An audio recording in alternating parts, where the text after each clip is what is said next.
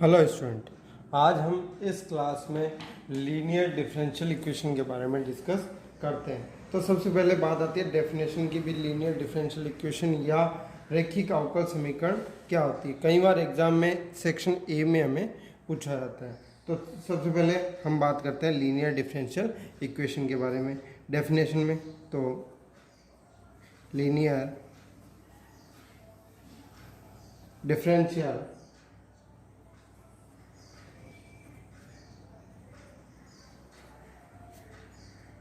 Equation या हम कह सकते हैं रैखिक अवकल समीकरण। तो सबसे पहले हम बात करते हैं परिभाषा की, इसकी डेफिनेशन की। तो परिभाषा रैखिक अवकल समीकरण क्या होती है कि जब किसी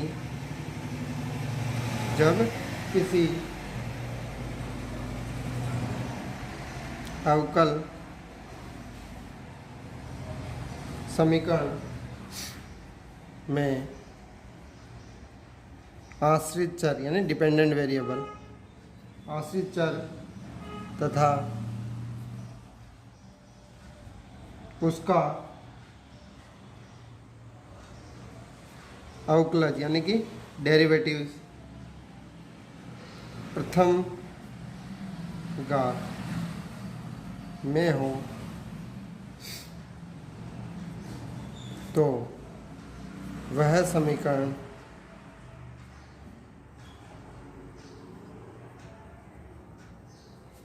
प्रथम कोटि का रैखिक अवकल समीकरण कहलाता है। यानी कि हमारे पास कोई अवकल समीकरण है तो उसमें जो डिपेंडेंट वेरिएबल है, जैसे हमारे पास y होता है, तो उसका फर्स्ट ऑर्डर जो अपने पास डिफरेंशिएशन हो या डेरिवेटिव्स हो वो भी फर्स्ट ऑर्डर हो, एंड तो वो हमारे पास जो अवकल समीकरण होगी वो हमारे पास प्रथम कोटि यानी कि फर्स्ट ऑर्डर की डिफरेंशियल इक्वेशन होगी। तो अब इसकी स्टैंडर्ड फॉर्म यानी मानक रूप क्या होगा। कई बार एग्जाम में स्टूडेंट डेफिनेशन पूछी जाती है, कई बार इसका लीनियर डिफरेंशियल इक्वेशन का स्टैंडर्ड फॉर्म पूछी जाती है। तो ये होगी student dy upon dx plus py equal to q, जहाँ p और q या तो इफ x के फंक्शन है, x के फलन, या अचर है, या तो हमारे पास ये कांस्टेंट होंगे या फिर ये x के फलन होंगे, और y यहाँ हमारे पास डिपेंडेंट वेरिएबल होगा जिसका फर्स्ट ऑर्डर डिफरेंशिएशन भी है और इसकी पावर भी कितनी है 1 है। तो ये हमारे पास क्या हो जाएगी लीनियर डिफरेंशियल इक्वेशन है, और वो किसके रेस्पेक्ट में, x के रेस्पेक्ट में, और y की डिफरेंशियल इक्वेशन कहलाती है। अब नेक्स्ट इसी प्रकार यदि हमारे पास यदि y स्वतंत्र यानी इंडिपेंडेंट चर तथा x परतंत्र या हम कह सकते हैं आश्रित डिपेंडेंट वेरिएबल चर हो, तो हमारे पास अब जैसे इक्वेशन क्या हो जाती है f(y), तो इसकी डिफरेंशियल इक्वेशन क्या हो जाएगी रैखिक अवकल समीकरण। तो इसकी रैखिक अवकल समीकरण हो जाती है dx upon dy plus p1 x equal to q1। तो यहाँ पे p1 और q1 क्या होंगे स्टूडेंट, यहाँ x के फंक्शन थे क्योंकि x था वो इंडिपेंडेंट वेरिएबल था, यहाँ इंडिपेंडेंट वेरिएबल कौन है y, तो यहाँ पे p1 q1 या तो इफ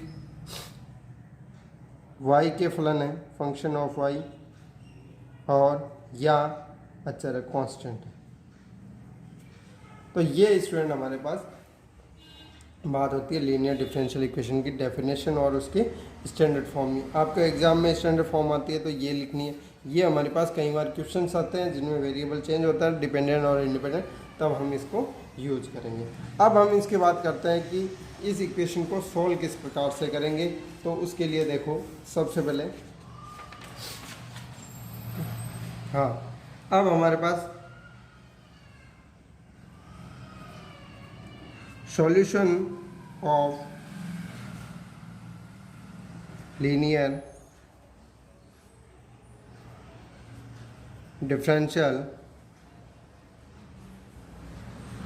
इक्वेशन। तो हमारे पास अभी हमने बात की है कि इसकी स्टैंडर्ड फॉर्म हम 2 टाइप्स में लिखते हैं, तो उसी के अकॉर्डिंग इनका सॉल्यूशन भी 2 टाइप्स में हम ज्ञात कर सकते हैं। जैसे कि हमारे पास फर्स्ट टाइप दी हो dy upon dx plus py equal to q, and second type equation दी हुई है dx upon dy plus p1 x equal to q। तो ये हमें दिया गया। तो इसके अकॉर्डिंग सबसे पहले हमें इसमें क्या करना होता है, इसके लिए हम p और, तो सबसे पहले स्टेप होगी दी लीनियर डिफरेंशियल इक्वेशन में p व q ज्ञात करते हैं। तो यहाँ पे हम क्या करेंगे, ये इसकी फर्स्ट स्टेप होगी स्टूडेंट। तो इसकी फर्स्ट स्टेप क्या होगी, दी लीनियर डिफरेंशियल इक्वेशन में p1 व q1 ज्ञात करते हैं। तो ये हम नौ स्टेप में। फिर इसकी सेकंड स्टेप क्या होगी, IF यानी इंटीग्रल फैक्टर या समाकल गुणांक। तो इसका IF क्या होगा स्टूडेंट, अब यहाँ पे हमने P ज्ञात किया, तो इसका IF होगा यहाँ पे हमारे पास e की पावर p dx ज्ञात करेंगे यानी फाइंड आउट करेंगे। इसमें हमारे पास यहाँ पे हमारे पास वेरिएबल कौन है, यहाँ इंडिपेंडेंट था x, तो x के रेस्पेक्ट में, यहाँ पे इंडिपेंडेंट वेरिएबल है y। तो यहाँ पे हमारे पास IF क्या हो जाएगा इसका, e की पावर p1 dy याद करेंगे। फिर थर्ड स्टेप क्या होगी स्टूडेंट, इसके लिए जब IF ज्ञात हो जाएगा तो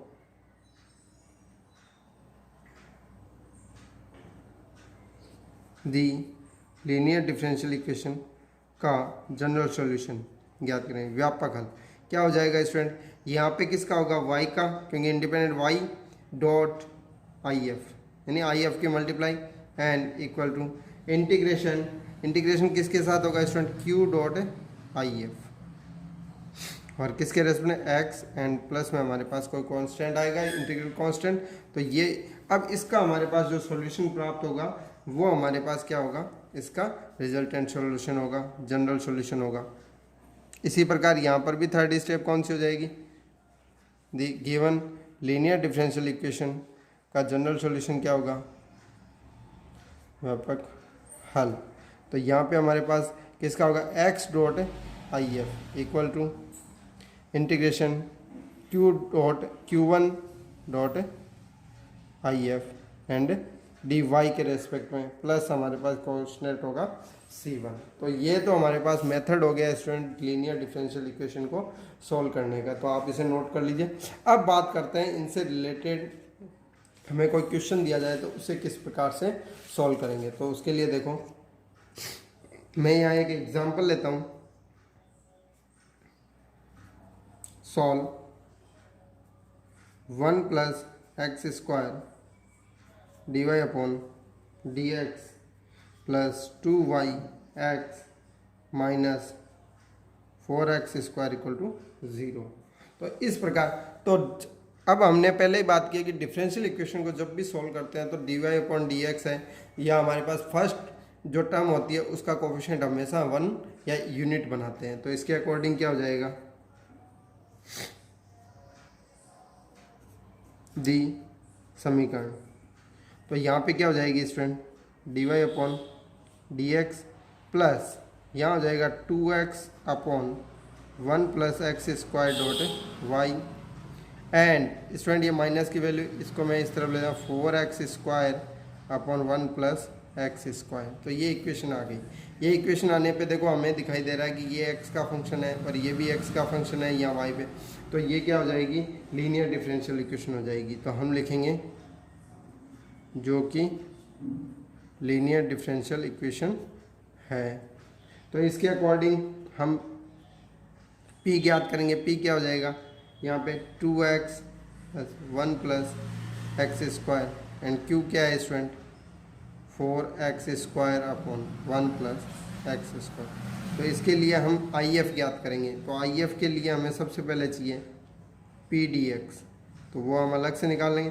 तो यहाँ से क्या हो जाएगा 2x upon 1 plus x² dx। अब स्टूडेंट अपॉन 1 प्लस x² है, इसको हम t मान के सॉल्व करते हैं। तो इसके लिए t मानेंगे तो हमारे पास क्या हो जाएगा, देखो let 1 plus x² equal to t। तो हमारे पास वैल्यू आ जाएगी 2x dx equal to dt। तो यहाँ हमारे पास क्या हो जाएगा dt अपॉन t। तो इसका इंटीग्रेशन हमें पता है क्या होता है log t, और t की वैल्यू हम वापस पुटअप कर देंगे। तो हमारे पास log 1 प्लस x² वैल्यू आ जाती है। तो इसके अकॉर्डिंग क्या हो जाएगा तब देन IF क्या होगा स्टूडेंट यहाँ पे e की पावर इंटीग्रेशन p dx। तो यहाँ से हमने p dx का इंटीग्रेशन निकाल रखा है। तो ये हो जाएगा log e power log 1 plus x²। ये हमारे पास वैल्यू आ जाती है। तो यहाँ से स्टूडेंट हमारे पास पता है कि log को e से कैंसिल कर दिया जाता है, तो हमारे पास जाएगा 1 प्लस x²। तो ये हमारे पास यहाँ से वैल्यू आ जाती है। अब हम दोनों तरफ इसको IF से गुना करके इसको सॉल्व करेंगे। तो आता है दी लीनियर डिफरेंशियल इक्वेशन का जनरल सॉल्यूशन, या हम कह सकते हैं व्यापक हल। तो व्यापक हल क्या होगा स्टूडेंट हमारे पास,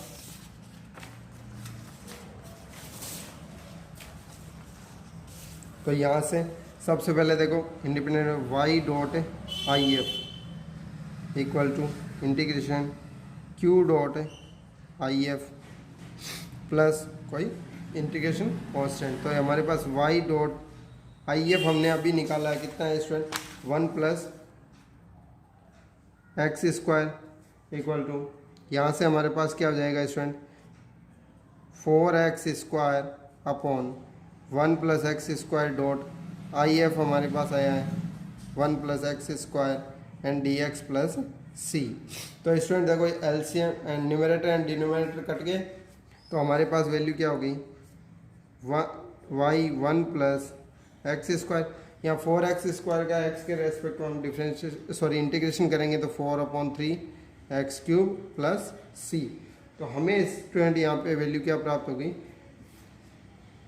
तो यह इसका रिजल्टेंट सॉल्यूशन आ जाता है इक्वेशन। जो एग्जांपल दिया गया था स्टूडेंट हमें उस एग्जांपल का यहीं पे, या हम कह सकते हैं कि और मॉडिफाइड करें तो y इक्वल टू ये जो x की टर्म है वो हमें यहाँ पे डिवाइड कर देंगे। तो इस प्रकार से हमें ये जो लीनियर डिफरेंशियल इक्वेशन है वो इजी वे में सॉल्व कर सकते हैं। अब नेक्स्ट क्लास में हम इससे आगे के एग्जाम्पल्स एंड क्वेश्चंस के बारे में डिस्कस करते हैं। तब तक आप पढ़ते रहिए। Thank you.